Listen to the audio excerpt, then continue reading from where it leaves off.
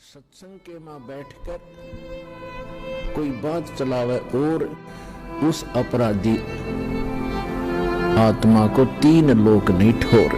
ये परमात्मा की वचन दास एज ए स्पीकर बोल रहा है, एज ए टेप रिकॉर्डर बोल रहा है। आदेश परमात्मा का चल रहा होता है और जो आत्मा अपने परमात्मा के आदेश को ध्यान से नहीं सुनता है उसको अपराधी बताया है।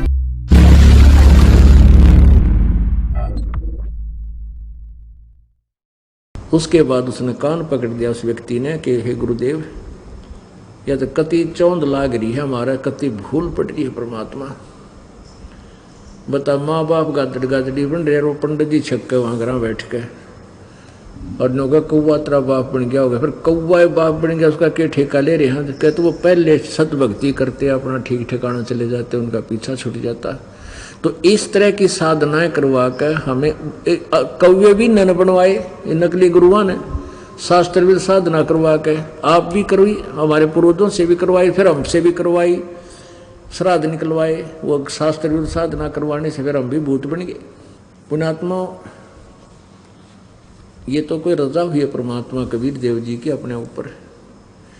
एक रुचि नाम का ऋषि था, रुचि नाम का, और वो वेदों को पढ़ता था। उस वेदों में कहीं पर भी ये श्राद्ध निकालना नहीं लिख रखा है, इनकी पूजा मना कर रखी है। गीता जी अध्याय नंबर 9 श्लोक नंबर 25 में कहा है, जो भूत पूजेंगे वो भूत बनेंगे। ये श्राद्ध निकालना, 13वीं वर्षी करना, ये पिंड भरवाना, ये भूता ही पूजा है। भूत पूजने वाले भूत बनेंगे, पितर पूजने वाले पितर बनेंगे। श्राद्ध निकालना पितरों की पूजा।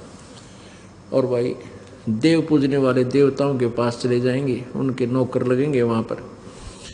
और मेरा पुजारी ब्रह्म का साधक ब्रह्मलोक में कहता है मेरे पास आ जाएगा। तो ये साधना भी हमारे से गलती इन्होंने करवाई, वेदों मना किया हुआ है। तो आपको दिखाते हैं। अभी एक रुचि नाम का ऋषि था, वो वेदों को पढ़ा उसने। उसके आधार पर निष्कर्ष निकाला कि एक परमात्मा की साधना करने से मोक्ष होगा, अन्य कोई पूजा करने से कोई लाभ नहीं।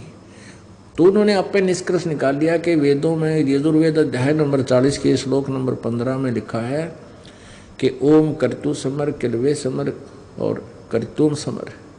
ओम नाम का जाप काम करते करते सिमरन करो, विशेष कसक के साथ सिमरन करो। मनुष्य जीवन का प्रथम कर्तव्य जान करके विशेष उसका सिमरन करो। तो ऐसे इन्होंने एक परमात्मा कि उसकी साधना से मोक्ष होगा, ये तो निष्कर्ष निकल गया। लेकिन वो परमात्मा एक है कौन, ये इनको नहीं पता लगा ऋषियों को, क्योंकि ये तत्व ज्ञान से अपरिचित थे। इसलिए इन्होंने अपने निष्कर्ष निकाल लिया, ओम नाम का जाप पूर्ण परमात्मा का मान लिया, जबकि ये ब्रह्म का है, पूर्ण ब्रह्म का नहीं है।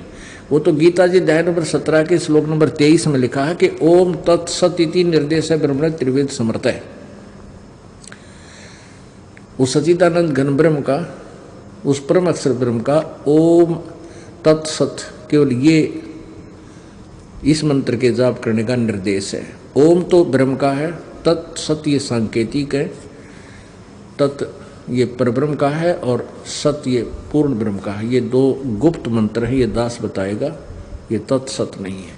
तो उसने दृढ़ निश्चय किया, न शादी करवाई रुचि ऋषि ने, और 40 साल की उम्र होगी।